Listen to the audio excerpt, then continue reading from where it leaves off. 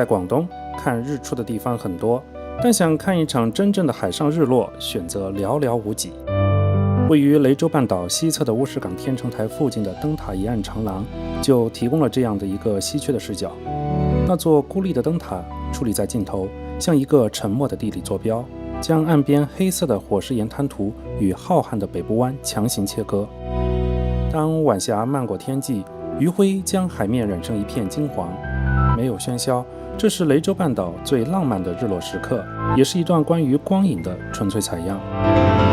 接下来的几分钟，让我们静静守望这片孤寂的海域，看完这场漫长的日落。